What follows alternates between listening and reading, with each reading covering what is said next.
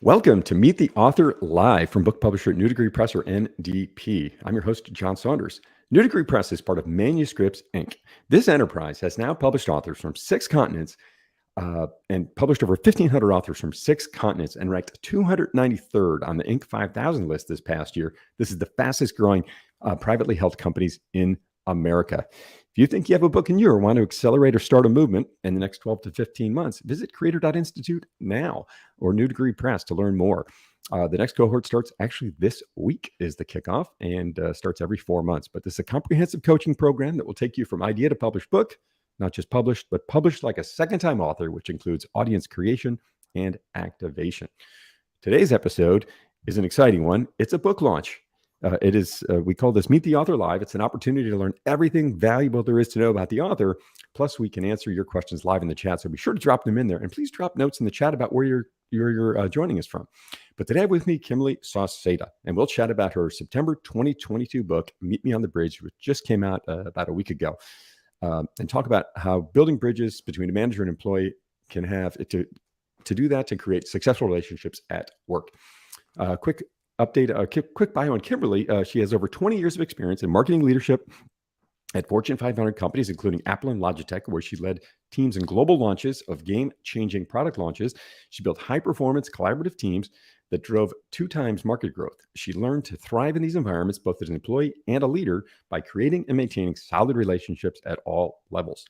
Now, as an executive coach the last several years and speaker, she works with organizations and their leaders to create stronger relationships and be all in for their teams, as well as move from overwhelmed to unstoppable, or OTU, as she likes to call it. Her favorite relationships are the one with her boys. She's a scuba diver and traveler, and her favorite bridge is the Charles Bridge in Prague.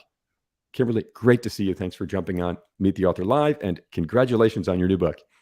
Thank you. Yeah, really excited to be here. In fact, it actually was a bestseller in 2 Amazon categories. So really happy with how things are going with the book. Oh my gosh, that is incredible. Great start, fast start. Not a big surprise to me at all. You put so much work in to writing the book, to activating your audience, to marketing your book. And, here you are off and running. You've got a number of speaking engagements coming up as well. Is that right? I do. And I've had a number already. So I spoke at Twitter last week, both to US EMEA and then also to JPAC. And I also spoke to Upward, a incredible women's group, last week too. Wow. So the list continues to grow from what I heard last, and congratulations on that and the fast start and being a top seller in your category. So how does it feel to be a published author and have your name on a book sitting on Amazon and wherever you buy books online? It's a little surreal still. I mean, to actually hold it, that first moment when you hold it in your hands and then you see your name on the book and you can kind of, I just don't even know how to explain it, because you work so hard for something. And I remember, when I was doing product marketing, I loved going and actually seeing something on the shelves that I had developed. There's something magical about that moment when you can hold it in your hands. So cool. So cool. And just, I love that word, magical. I couldn't agree with you more. Getting my pre-sale books in the mail and getting to sign them and all this, and just touching it was so awesome. And so just surreal is a great word for it. I appreciate that. So Kimberly was on the Creator Community Podcast, which her episode is going to air tomorrow on YouTube, Apple, Spotify, wherever you consume podcasts out there. So season 5, episode 2, coming out tomorrow at 9 a.m. on YouTube. So definitely go check that out on the Creator Community channel from New Degree Press. And as I said, her book is out, available today. And you're running a promotional pricing on it for a little while. Is that right? Yep, 99 cents for the Kindle version on Amazon. And so then you can get it, read it online, and get going with having incredible relationships. So powerful. So speaking of relationships, Meet Me at the Bridge. Kimberly, can we get a quick synopsis of what the book is about? Give our readers, give them a little tease for what they might learn if they go over to your podcast and buy your book. Sure. Yeah, Meet Me on the Bridge is all about how you can create these really solid relationships between a manager and employee and a manager.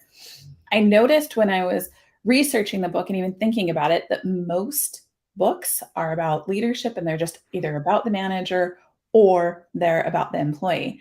And the whole thesis behind this is that both sides have to build the bridge. If just one side builds, you only have a lookout. So both sides need to build. We've broken it down into 3 different parts. So you have building the bridge, which is trust, respect, and connection. And then you have strengthening the bridge, which is all about expectations and boundaries, alignment, and opportunity. And then there is maintaining, or sometimes things happen to the bridge, rebuilding the bridge. And that is all about active listening, creating culture of curiosity, and ownership with consistency. Because again, sometimes things happen with the bridge, you need to go back and rebuild. If only one side is building, all you have is a lookout. I love that thought. And it's so true, right? And so many times relationships, we kind of wait for the other person to show up sometimes. And, you're standing there looking across the bridge to no one, right? And what a powerful, powerful message you have to share. And I love that you've built it in this clear path of, build, strengthen, sustain. So important because, right, just like any bridge, it's not going to, it's going to atrophy. It's going to rust, right? Yes. It's going to change over time. So we need to continue to maintain it. And so Yeah. strategies in each of those buckets. That's awesome. And that's why I like the title of Meet Me on the Bridge, right? To your point, with trust or respect or connection, you can't just look at the other person and say, okay, you build first, and then I'm just going to wait. And when you get halfway, well, then I'll start building. No, both sides need to proactively build on the bridge together. One of the stories you share in the full episode of the podcast is how this thought kind of came to you and sort of actually engaging with your own son throughout the pandemic. And I have to tell you, every time just about every time I walk into my own children's rooms, I can't help but think of you in that story. And it really helps me think more differently how I engage them. So I appreciate that very powerful lesson you shared, not only in careers, but also with your family. Such a great message. Yeah. It continues to be something that we reinforce every single day. And I've heard that from several people that they've said, this isn't just for relationships at work. You can do it for parenting. You can do it for friendships, for, romantic relationships. They're all different applications for this idea. Amazing. For anyone who wants to buy the book at the promotional offer, 99 cents for another couple of weeks, I put the link in the chat. If you have questions or comments for Kimberly, please do drop it in the chat. We're happy to answer them live and certainly give you some thoughts here that we can. So Kimberly, one of the things you share in the book, and we talked a little bit about on the podcast, was you say, focus on relationships over results, which in this day and age where I feel like we're all running faster and faster and faster and have more and more demands on our time, how do I have time to build relationships and not focus on results? What are we missing there? Well, so here's the thing, especially as we're starting to move into a recession, I have an awful lot of leaders that say this, John, that say, I don't have time right now for the fluffier relationships, Kimberly. I need to focus on the results. And in fact, I think it's the other way around. You need to focus on the relationships because that's what's going to enable the results. It is when you have that trust, respect, and connection that things move so much more quickly. If you've read Stephen M. R. Covey's book, The Speed of Trust, you know that there is a low trust tax. So things actually move more slowly if you don't have trust built up versus a high trust dividend, and things move more quickly. And I've seen that so often.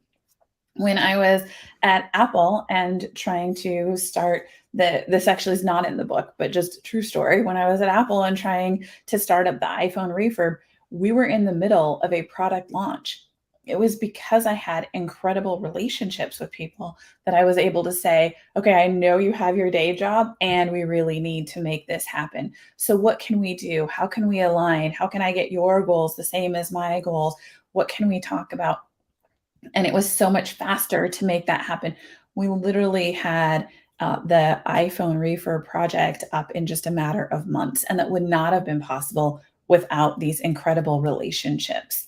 And in this space where you're doing more with less and less as companies are restructured or they're putting freezes on different hiring positions, it is the need for the relationships. And that's how you actually are going to have these incredible results. And that's how you'll have people that are happy at work and how you'll have engaged employees.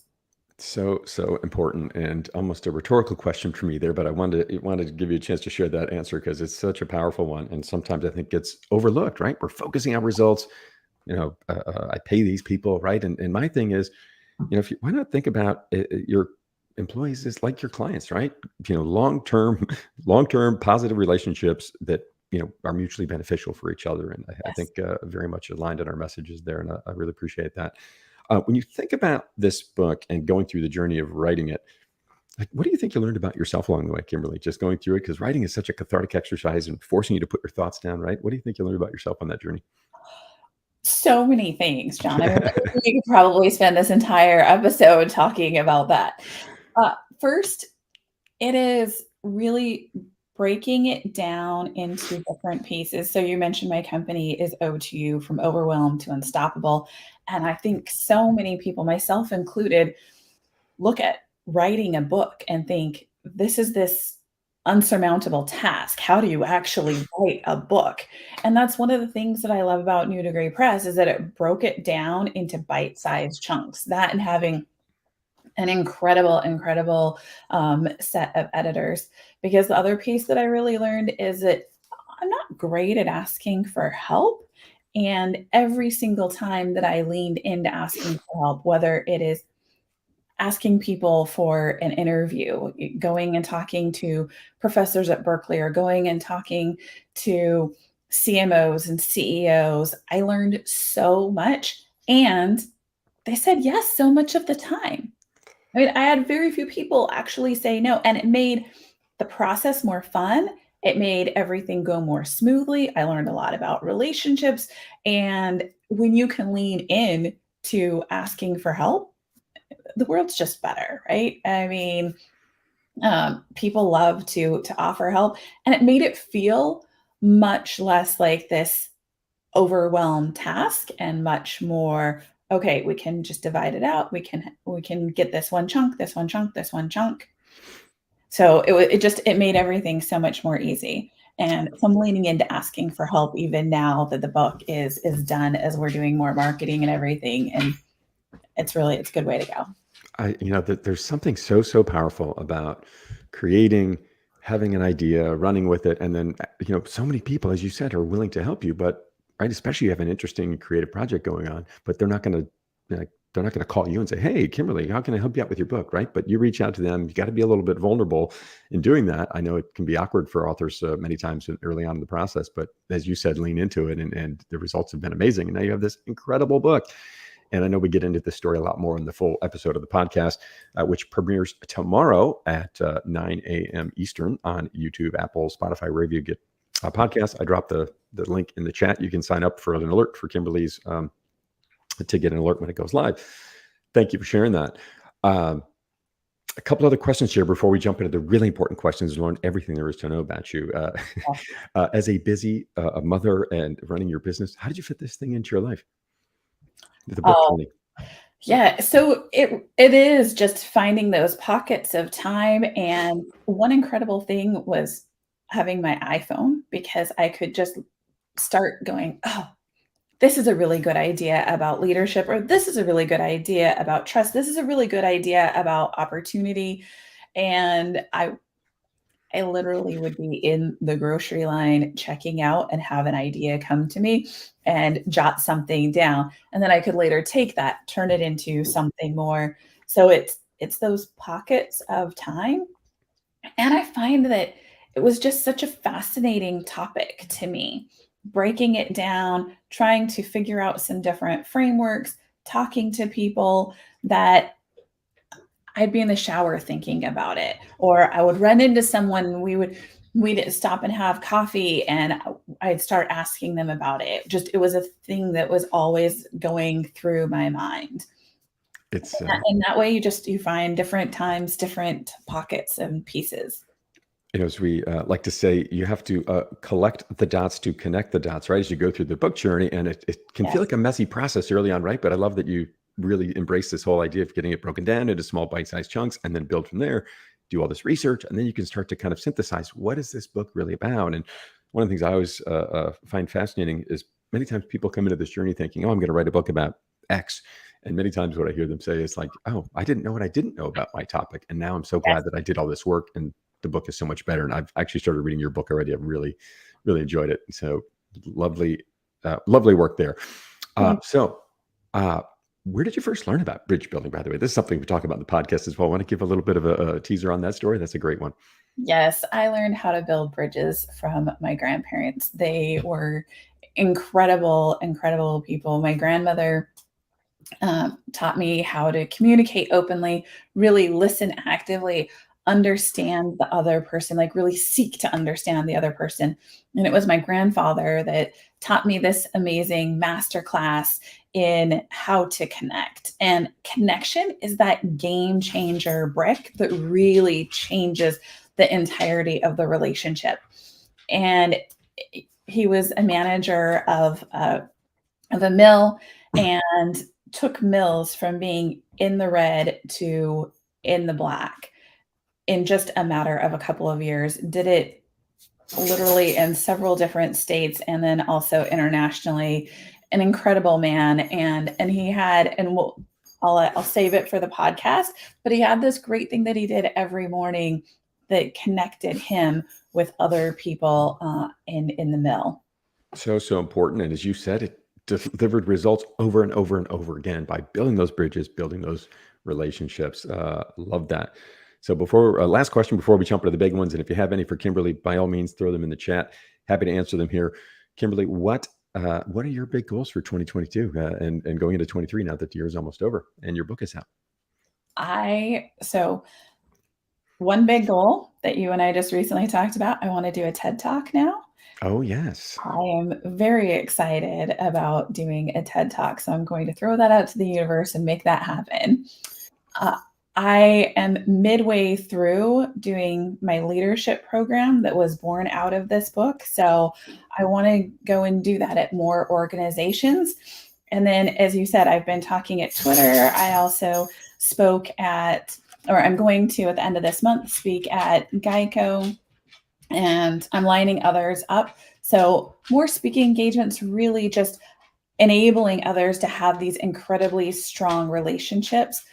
I feel like that, with going into a recession, it's just a bit of a hard space for people right now. And having these incredible relationships helps teams thrive, helps organizations thrive, helps people have more employee engagement. So I really want to spread that message far and wide, and love doing all of that. When people have those aha moments, it's incredible to me. So that's the part that I'm the most excited about. And those are my big goals. So I love that TED Talk. I know you've been working on that and putting your talk together and putting a lot of work into that, and it's going to be amazing, no doubt.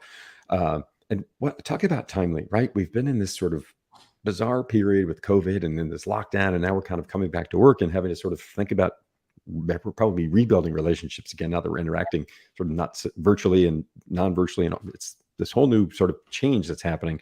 So what a timely topic for you to bring to the world. Incredible. And as I said, Kimberly's podcast will come out tomorrow morning, 9 a.m. Eastern, wherever you consume podcasts. So definitely go check that out. I put the link in the chat. So let's jump into the rapid fire questions here, Kimberly. This is where everyone's going to learn all of the things about you that are so exciting. So you ready to dive in? I'm ready. Let's go. Let's do this. Most important one I always like to start with is your favorite sandwich. This is a big one. This is a funny question to me. I don't eat a lot of sandwiches. Favorite lunch? Oh, favorite lunch? Okay, I really like a poke bowl with Nice. salmon and shrimp and mango, and I love a good poke bowl. Nice. Yeah. Given that I've kind of gone light on gluten, I don't eat a lot of sandwiches anymore either, but I appreciate that. Favorite color? There is teal that my eyes change and match the exact teal. So I love like this kind of teal, blue, green. Yeah. Nice. Favorite or most memorable vacation spot for you? Oh, most memorable vacation spot. Or favorite? Yeah. I took I really do like to dive, but I'm going to choose somewhere different. I took the boys on a 2-week road trip, and we went to Yellowstone with my mom, and Wow. it was the most, I mean, everything, the colors were so vibrant. It was just this incredible, incredible trip. So it'd probably be Yellowstone just because the amazing memories that I made with the boys. There is something about a good old-fashioned road trip, isn't there? Yes. I took the first one in a long time with one of my boys last summer, and we had so much fun getting to see friends along the way and drove, I don't know, 2,000 miles. It was fantastic. Yeah, it Uh, was 2 weeks, and I had a surprise every single day for them. They had no idea the different things that we were gonna be doing. We did everything from a baseball game to whitewater rafting to different things at Yellowstone to camping, so it wow. You just gave me chills telling that story. That is amazing. I love that. And building bridges every day with your boys and your mom. I love that. Scary. Speaking of Yellowstone and animals, scariest animal for you, Kimberly. Oh, so you know how you can go to Alaska over the summer and work there? I did that my junior year, and I was coming back from, I worked in the cannery, and there was a bear inside of the tent that I was living in, and, I was terrified, and a little bit upset because this okay, so A, baby bear, but baby bears are still really big, and the baby bear had just eaten all of the food that we'd purchased, and food only comes in every so often, so I wasn't gonna be able to actually physically get food for a while, and if there's a baby bear, it means there's a mama bear, so I was a bit terrified about when mama bear was gonna come back because baby bear was already really scaring me an awful lot. Yeah. Holy cow. And so, how did you get the bear out of your tent? Oh, I left. I wasn't gonna go discuss anything with the bear. You just waited him out. All right. Yeah, yeah, I left, and then the bear eventually left, and the mama bear did not ever come, so, yes, I felt actually very, very lucky. Feels like the right choice. Feels like the Right? right choice. Yeah, That yeah, is amazing. Better fruit, Kimberly, apples or bananas? bananas. I like to make a smoothie. Very nice. Favorite or most memorable movie? I love Princess Bride, and I can quote all of it. So, yeah, and it's got everything. I mean, it's the perfect movie for me. It's got romance, it's got adventure, it's got lessons. I It's mean, got Andre the Giant. I it mean, does, yeah, right? Yeah, that is a favorite movie in our household too. That is awesome. I love that. it's Uh, so good. favorite smell? Mm, I love the smell of vanilla. It reminds me of baking with my nana. Yeah. Oh, Yeah, walking into the house, it always smelled like vanilla, and some of our best memories together were baking bread from scratch or rolls or cinnamon rolls and just, vanilla. Yeah. that is awesome. I think mine would be adjacent to that, sort of the smell of like waffles, maybe blueberry waffles in the waffle iron in the morning, like always vanilla in there. I love that. Mhm. Last photo on your phone. Oh, That's a good one. no idea. Oh, I'm gonna bet it's something baseball related. We just had a baseball tournament. Oh, Uh, nice. it is a selfie with my son who just finished up his baseball tournament. They played in the championship game. So, Okay. And how did they fare? oh, they came in second. Not So it was not really bad. close. He had an incredible game though. Super proud of him. He did really, really well. And yeah, so Amazing. Amazing. Now that I'm thinking about it, I forgot my son and I did a little sightseeing in DC, this where we live this weekend, and yeah. found a banner on Georgetown campus that talks about all the movies that have been filmed in Washington D.C., which is kind of cool. And Oh, that is cool. we went up and down the Exorcist stairs, which is kind of a famous spot in Georgetown. Oh. My son likes scary movies, so it was kind of fun. So are Uh, you gonna watch the movies that were, in DC? Like, is that a list now?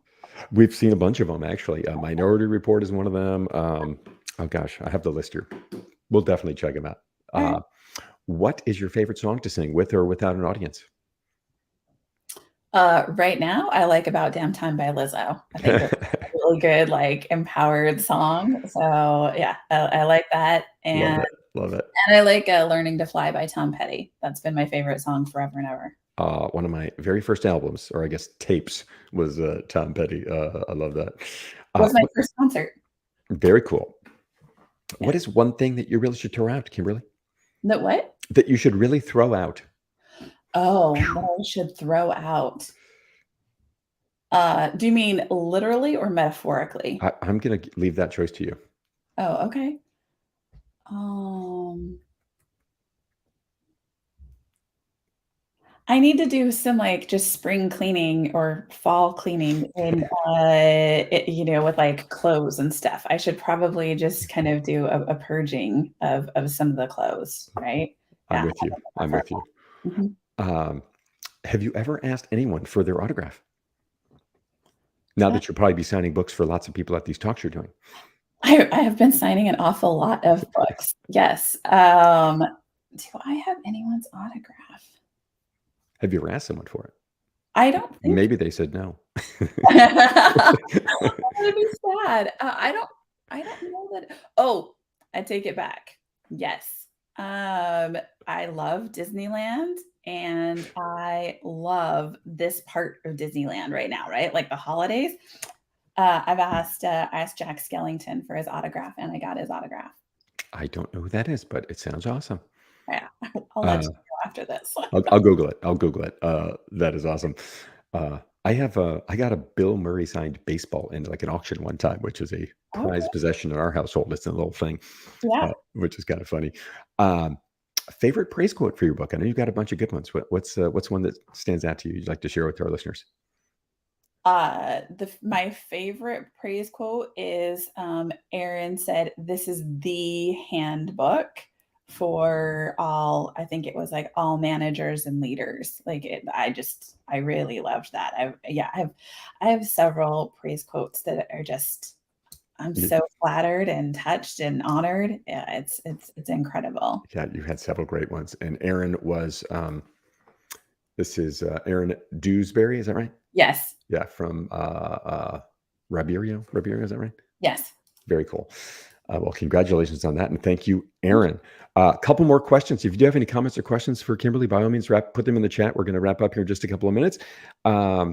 Favorite or most unique moment in your writing journey as you're getting your book done? What do you think you'll remember the most, or what story do you like to tell to people about your writing journey? Um, the most memorable was that just getting the cover was really, really challenging. It was a lot more challenging than I thought it was going to be. And I kept feeling like we're so close, we're so close. And then we would be so far apart. And so there's a lot about perseverance and trusting your gut and going with things that's actually another thing that I learned, right? Is that really just keep going, keep fighting for the things that are really, really important to you and to trust your gut, to trust your intuition that these things are all really, really going to work out. So yeah. Wow, what an answer! I love that. Appreciate you sharing that, and it's just such a unique thing to go through to put all these things on paper, and I love that it's given you such opportunity to reflect and learn and grow even more than you have Yes. already. So Yeah. so cool. What would you say to someone considering writing a book? I'm still blown away that I was able to do it in less than a year. I know so many people that Just under a year, right? Just under. Yeah. oh, no, because I started late, John. Oh, So so you had yeah, to play a little catch up.